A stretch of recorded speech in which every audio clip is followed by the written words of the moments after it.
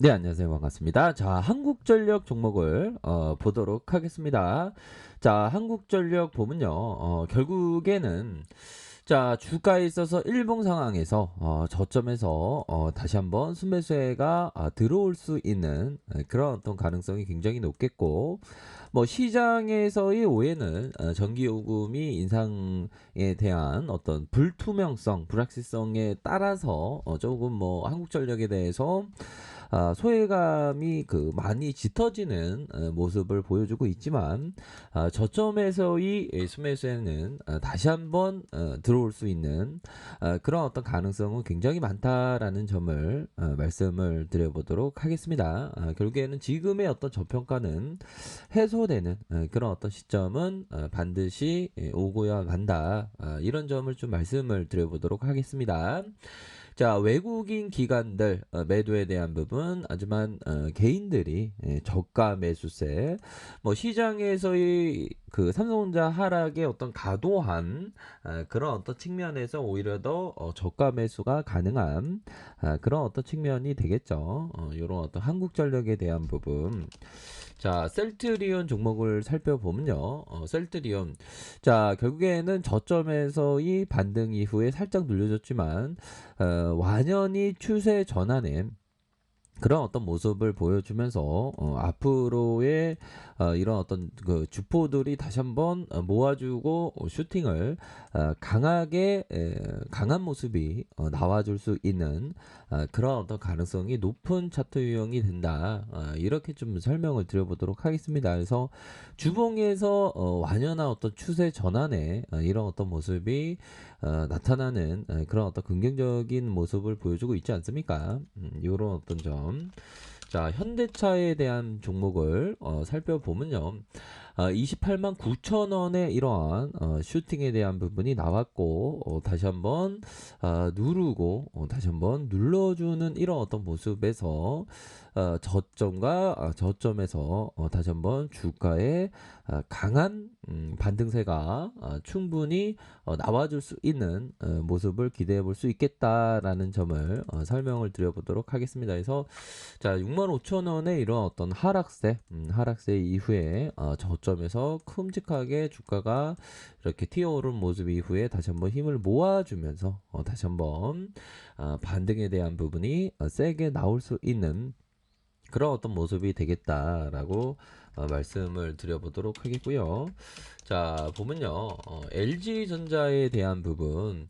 자, 시장에서의 하락세와 함께 덩달아서 하락의 모습이 나오고 있지만 이런 모습은 좀 과도한 모습이 된다라고 생각을 해요. 그래서 막판에 다시금 순매수에 대한 부분이 이렇게 좀 나와주는 자, 하방에 대한 부분 어느 정도는 가격선을 지켜주는 이런 어떤 모습이 보여줬기 때문에 뭐 LG전자에 대한 부분은 주봉에서 볼린저 밴드 하단선에서 재반등에 대한 다시 한번 상승 국면으로 전환될 수 있는 그런 어떤 모습은 충분히 나올 수가 있겠다라는 점을 설명드려 보도록 하겠습니다. 그래서 저가 매수세에 대한 부분 개인들이 요즘에는 굉장히 똑똑해졌기 때문에 오히려 더 시장의 하락과 함께 순매수에 대한 부분을 이렇게 좀 잘 보여준 모습을 보여주고 있다.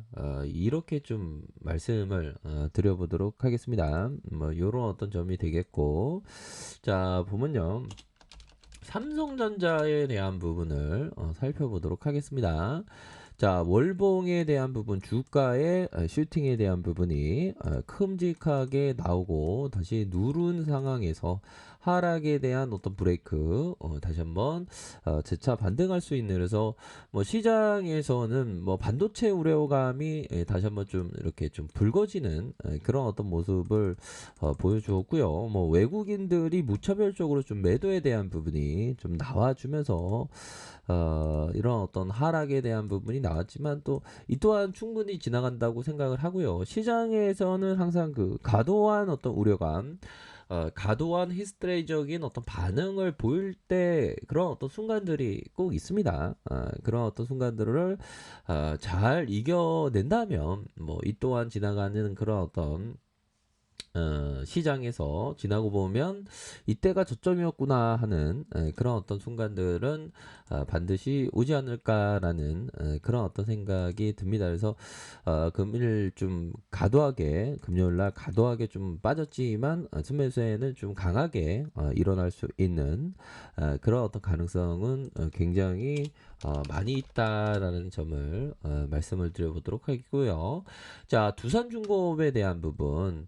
자, 이전에 이런 어떤 국면에서의 어려움들이 있었죠. 근데 이런 어떤 시세의 하락세, 하락 추세의 모습 속에서는 참 뭐 힘든 그런 어떤 국면이 됩니다. 그래서 자, 침체권에서 다시 한번 주가를 들어올리고 다시 누르다가 커다란 시세의 상승, 그러다가 다시 누름 이후에 다시 한번 재반등에 대한 부분 충분히 좀 나올 수 있는 그런 어떤 가능성에 대한 부분이 많이 있지 않나라는 그런 어떤 생각이 들고요. 저점에서 재반등에 대한 부분, 그래서 월봉에 대한 부분, 결국에는 이런 어떤 가격선에 이 선이 있지 않습니까? 이런 어떤 가격선에서의 재반등은 충분히 나올 수 있겠다. 그렇게 해서 저가권에서의 개인들의 매수 이런 부분을 확인을 할 수가 있겠습니다. 그래서 자, 삼성생명 워낙에 아주 싼 기업이라고 볼 수 있겠죠.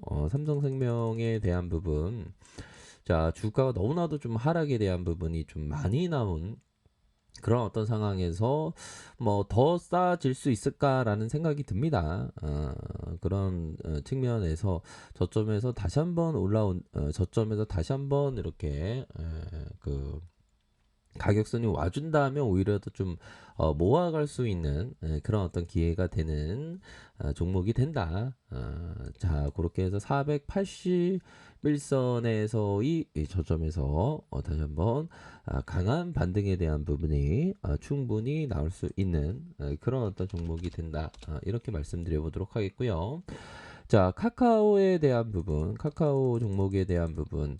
자, 17만 3천 원의 이런 어떤 슈팅 이후에 누르다가 자, 저점에서 이러한 원바닥, 투바닥, 쓰리바닥의 가격선에서 재차 반등을 강하게 보여주는 이런 어떤 모습 충분히 생각해 볼 수 있겠다. 그래서 카카오의 어떤 성장에 대한 가치가 더욱더 커지고 있는 상황에서 뭐 굳이 시장에서 하락세를 뭐 신경 쓸 필요는 없다. 이렇게 말씀드려 보도록 하겠고요. 하나금융지주를 종목을 살펴보면요. 자, 저점에서 18만 4,500원 18,450원에서 강한 모습을 보여주면서 주가가 강력하게 튀어오르는 이런 어떤 모습을 보였는데, 자, 보면 지금도 많이 이렇게 저평가되어 있는, 그래서 금융주는 워낙에 좀 탄탄한 그런 어떤 특성이 있죠. 탄탄한 특성이 있기 때문에 굉장히 좋다.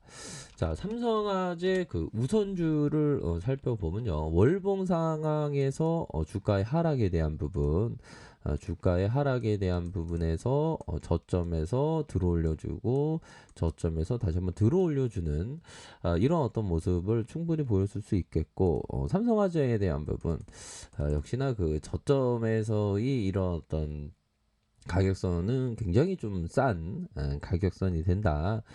이런 점을 좀 말씀을 드리고 싶네요. 그래서 결국에는 보험주도 뭐 은행주뿐만 아니라 비즈니스 모델이 워낙에 그 탄탄하게 이렇게 좋기 때문에 이런 어떤 보험주에 대해서도 관심 있게 지켜봐야 하는 그런 어떤 종목이 된다라는 점을 말씀을 드리고 싶네요. 그래서 전반적으로 시장이 좀 하락하면 괜히 뭐 이렇게 과도한 공포가 시장에서 나타납니다. 그러할 때일수록 오히려 더 뭐 좋은 기업에 대해서 담아갈 수 있는 그런 확신을 가지셔야 되겠고, 결국엔 두려움과 공포 속에서 좋은 시장이 온다라는 생각을 항상 하셔야 되겠습니다. 그래서 뭐 그 보면 자, 아메리칸을 보면 다우지수와 나스닥이 뭐 그래도 좀 반등에 대한 부분에 이렇게 성공을 했네요. 그래서 우리 시장도 뭐 마지막 그 시장까지 또 봐야 되겠지만 보면 다시 한번 좀 그 우리 시장이 좋은 모습, 반등에 대한 모습 이런 부분을 한번 좀 기대해 보도록 하겠습니다. 이런 어떤 주가 하락할 때마다 오히려 더 좋은 기업을 담는 그런 어떤 습관 중요하다. 이런 점을 설명드리도록 하겠습니다. 네, 감사합니다.